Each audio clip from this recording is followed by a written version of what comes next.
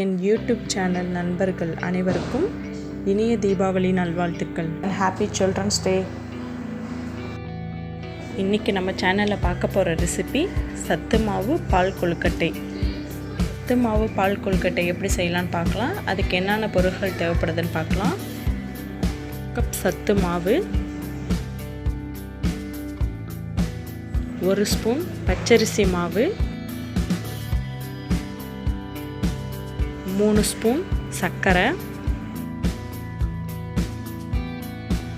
கொஞ்சமாக பால் சேர்த்து எல்லாம் மிக்ஸ் பண்ணி விடுங்க.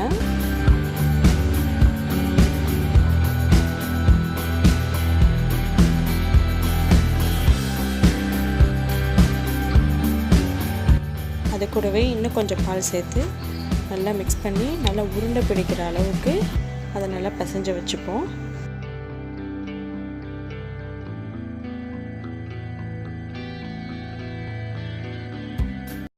இப்போ இந்த சத்து மாவை சின்ன சின்ன உருண்டை பிடித்து ஒரு பிளேட்டில் எடுத்து வச்சுப்போம்.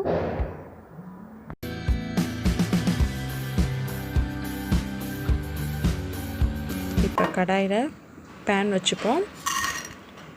பேன் நல்லா சூடானதும் 1 ஸ்பூன் கல்கண்டு சேர்த்துப்போம். அது கூட 1 கப் பால் சேர்த்துப்போம். பால் லைட்டாக சூடு வந்ததும் 1 ஸ்பூன் பச்சரிசி மாவு சேர்த்து நல்லா கட்டி பிடிக்காத அளவுக்கு நல்லா மிக்ஸ் பண்ணி விடுங்க.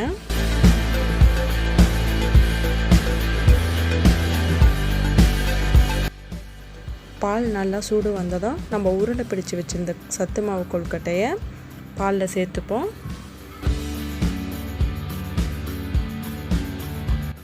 பதினஞ்சு நிமிஷத்துலேருந்து 20 நிமிஷம் வரைக்கும் மீடியம் ஃப்ளேம்லேயே வைங்க. அப்புறம் எல்லா கொழுக்கட்டையும் லேசாக திருப்பி விடுங்க.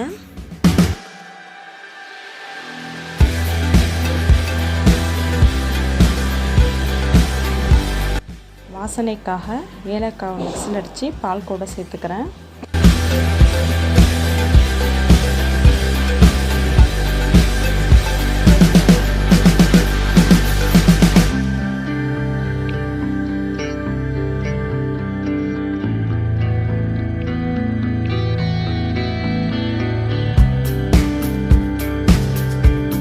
சத்து மாவு பால் கொழுக்கட்டை சூப்பராக ரெடியாகி வந்திருக்கு.